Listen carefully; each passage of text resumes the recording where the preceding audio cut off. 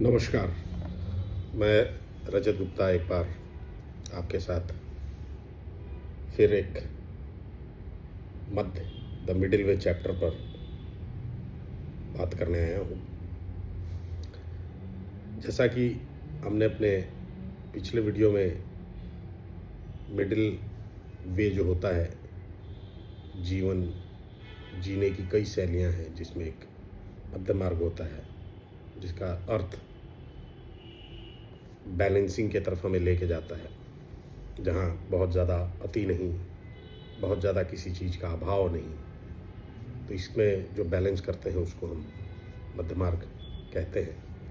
ये जो Indian spirituality है या बौद्धिस्ट के लोगों के द्वारा जो प्रैक्टिसेस हैं उसमें कई बार ये एक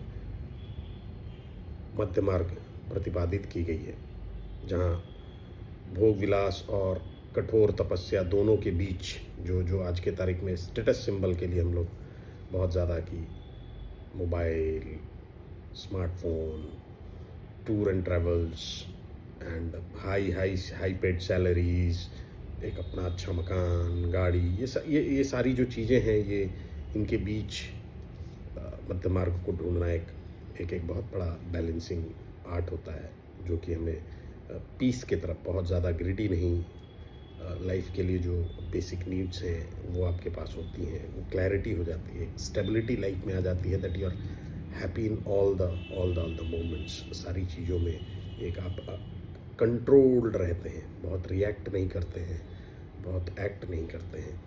सो एक गृहस्थ जीवन में, एक व्यवहारिक जीवन में बहुत ज़्यादा हम कठोर नहीं होते हैं, थोड़ा अनुशासन ज़्यादा रहती है, बहुत ज़्यादा सॉफ्ट भी नहीं रहते हैं, एम्पैथेटिक ज़्यादा होते हैं। जो हमारी महत्वाकांक्षाएँ हैं, जो हमारी इच्छाएँ हैं, वो बहुत ज़्यादा नहीं होती हैं। थोड़ा हम रूल्स, प्रोसेस, पॉलिसी, नियमों के साथ चलते हैं। एक ग्रो करने का जो हमारा मार्ग होता है वो बहुत बैलेंस्ड होता है। बहुत ज़्यादा एक्सपेक्टेशंस नहीं रहती है और बहुत ज़्यादा हम अपने आप को अंडर एक्सपेक्ट या अंडर एस्टिमेट भी नहीं करते हैं। तो अगर मैं एक समराइज़ करूं जो हम पिछले चैप्टर्स में बात किए थे कि middle way of life is just an art, जहां हमें कुछ प्रैक्टिसेस करनी पड़ती हैं, जहां हमें बैलेंस को एक कंटिन्यूअस प्रोसेस के तौर पर लेकर चलना पड़ता है।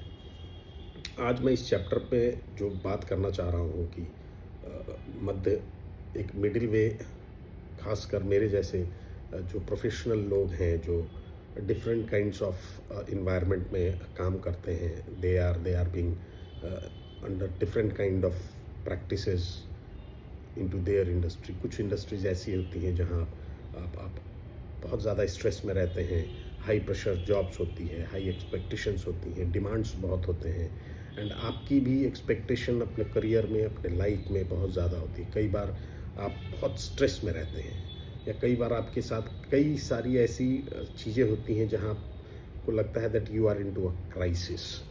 तो ऐसे समय में आई बिलीव ये जो मध्य मार्ग है, जो मिडिल वे है, ये बहुत बेहतरीन भूमिका निभाता है अगर आप इसको प्रैक्टिस में लेकर आते हैं। तो जैसे अगर कभी क्राइसिस कोई चीज़ की होगी तो बहुत सारे एक्सट्रीम रिएक्शंस हमें उस क्राइसिस के समय दिखती है। जैसे हम कई बार ओवर रिएक्ट करते हैं, कई बार बहुत अंडर रिएक्ट करते हैं, कुछ रिस्पॉन्स नहीं रहता है।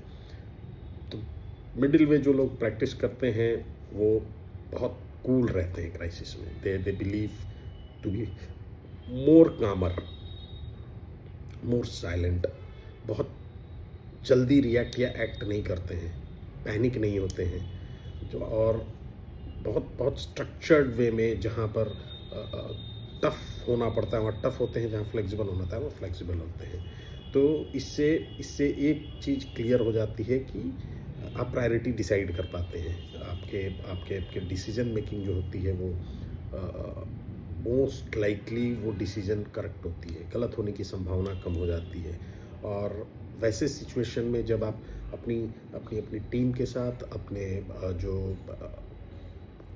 ग्रुप है, जो आपके साथ काम कर रहे सहकर्मी हैं, उनका आप पर कॉन्फिडेंस और भरोसा बढ़ता है that you can be a very good crisis manager. So that is because of that persons have that kind of a practice where he opt to be into a middle. बहुत react नहीं करते हैं, बहुत act नहीं करते हैं। और इसी तरह से कई बार हमने देखा है कि मैंने खुद से भी ये महसूस किया है कि कई बार बहुत ओवर स्ट्रेस होता है, और आज की फास्ट पेस्ड लाइफ जो हम बहुत गतिशील लोगों में से हैं, हमारा जनरेशन बहुत गतिशील है, प्रगति की तरफ देश दुनिया सारे बढ़ रहे हैं, तो उसका कारण ये है कि हम बहुत फास्ट पेस्ड जनरेशन के साथ काम कर रहे हैं, जहाँ पर कई बार ओवर स्ट्रेस हो जाता है जब आपको कुछ चीज़ें नहीं मिलती हैं या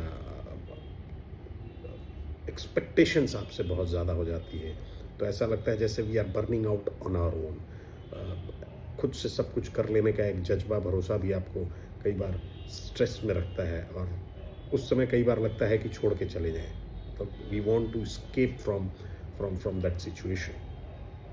there also I believe middle way practice करने वाले लोग जो हैं वो चाहें तो इस चीज़ को प्रैक्टिस में ला सकते हैं कि स्ट्रेस मैनेज कैसे करना है। तो स्ट्रेस मैनेजमेंट के लिए मध्य मार्ग जो है एक बहुत ही सिंपल सा रास्ता है कि ओनरशिप इसमें बहुत ज़रूरी है। कि अगर हम ओनरशिप लेते हैं और ये मान लेते हैं कि हम टूट नहीं सकते हैं, और एक बैलेंस्ड डे का अगर बर्नआउट या वर्कआउट करते हैं कि भाई इतने घंटे मुझे इस पर प्रायोरिटी देनी है, और अपनी इमोशंस को फ्लो होने देना है, टीम के इमोशंस को आने देना है, लेकिन उस इमोशंस को काबू में रखने के लिए आपको जिम्मेदारी लेनी पड़ेगी ताकि वो बहुत ज़्यादा फ्लो भी न रहे। किसी भी चीज़ की अति नहीं होनी चाहिए, ऐसा मध्य मार्ग करता है। इससे क्या होता है कि आपकी मेंटल स्टेबिलिटी आती है, आपका थॉट प्रोसेस बहुत तेज बढ़ता है। नींद बहुत ज़रूरी है। मिडिल वे में मैं एक बात सबके लिए कहूँगा कि जितनी अच्छी अगर हम नींद लेंगे, माइंड हमारा बहुत शांत रहता है। मेडिटेशन के लिए हो या आप अपनी एंजाइटी को कम करने के लिए काम कर रहे हो, sleeping time is very very important. बहुत ज़्यादा आप जब स्ट्रेस में रहते हैं तो नींद नहीं आती, तो इसलिए नींद लेना बहुत ज़रूरी है। I believe that these kind of tips will be beneficial for the professional practitioners like us। मैं कोशिश करता हूँ, एंड मैं इस वीडियो के माध्यम से आप लोगों तक भी वो चीज़ें इसलिए पहुँचाना चाह रहा हूँ कि भाई आज जो प्रगतिशील लोग हैं, जो बहुत ज़्यादा काम करते हैं, बहुत ज़्यादा एक्सपेक्टेशंस लाइफ में रखते हैं, they should have that balance, because crisis and stress, two things are there where I believe that we must have Madhya Marg, the middle way। So आज के लिए इतना ही। अगले वीडियो में we'll come with some kind of other practices for leadership, for professionals, where they can improve their team bondings, they can improve their outcomes by practicing middle mark। Thank you।